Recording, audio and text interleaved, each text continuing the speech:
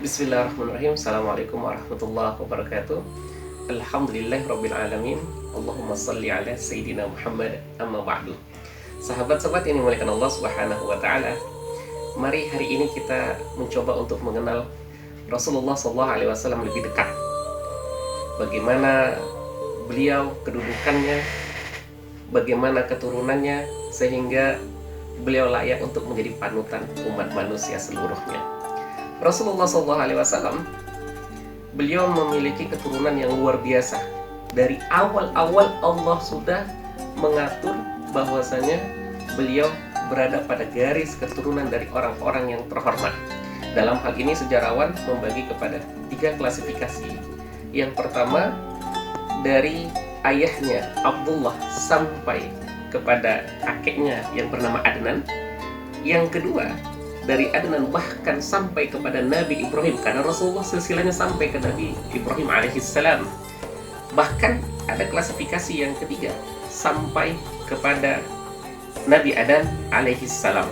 Nah, Nabi Muhammad SAW bin Abdullah bin Abdul Muttalib, Abdul Muttalib yang bernama asli sesungguhnya adalah Syaibah bin Hashim, yang bernama aslinya sesungguhnya adalah Amr bin Abdul Manaf bin Qusay bin Kilab bin Murrah bin Ka'ab bin Luay bin Ghalib bin Fihr.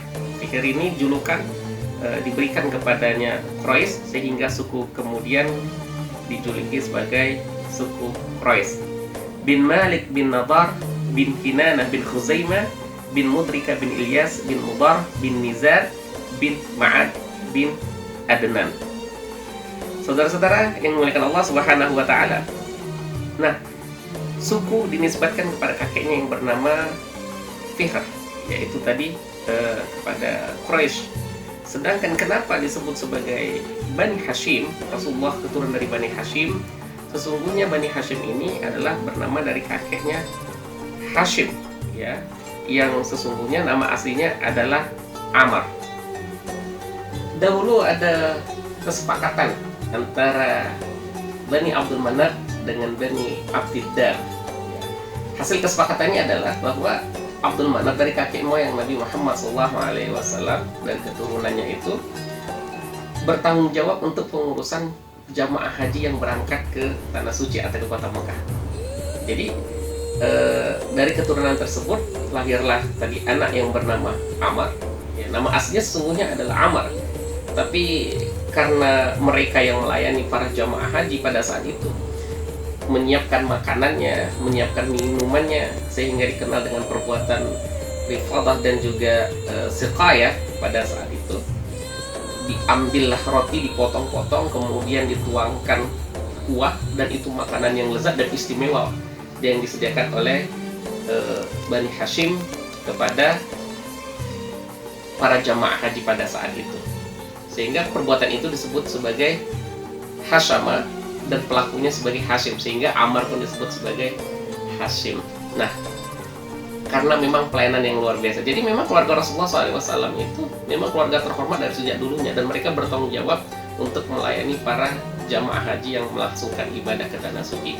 Saudara-saudara yang muliakan Allah Subhanahu wa taala, ada kisah menarik. Hashim, ya, beliau juga ternyata yang membagi perjalanan bisnis bagi orang Arab. Pada musim dingin mereka berangkat ke Syam, ya, pada musim panas mereka berangkat ke Yaman. 2 tempat kota bisnis, ya, sumber perniagaan yang populer pada saat itu, dan itu dicetuskan oleh Hashim. Suatu saat ketika dia hendak berangkat ke Syam, kemudian mampir di Yasrib, hari ini itu disebut sebagai Madinah, boleh ketemu dengan seorang wanita yang bernama Salma binti Amr. Salma binti Amr, dan menikah. Setelah menikah, beliau pun melanjutkan perjalanan ke Syam. Tapi Salma tinggal di kota Yasrib. Ketika berada di Gaza, yang hari ini bagian dari negara Palestina, ya, mudah-mudahan menjadi negara yang berdaulat, Hashim pun meninggal dunia di kota tersebut, dan Salma tetap berada di Yasrib, sehingga lahirlah anak pada saat itu yang bernama Syaibah. Syaibah dalam bahasa Arab artinya adalah uban, karena ini memiliki rambut yang putih ya, yang kemudian nanti dikenal anak ini sebagai Abdul Muthalib. Nah, kemudian Hashim memiliki 4 orang putra, yaitu yang bernama Abdul Muthalib, kemudian Nahdal, Sofi, dan Asad, dan memiliki putri yang bernama Ashifah, Khalidah, Daifah, Ruqayyah, dan Jannah. Sehingga ternyata Hashim adalah orang terhormat, dan dari dulu adalah keluarga ini adalah orang-orang yang dermawan.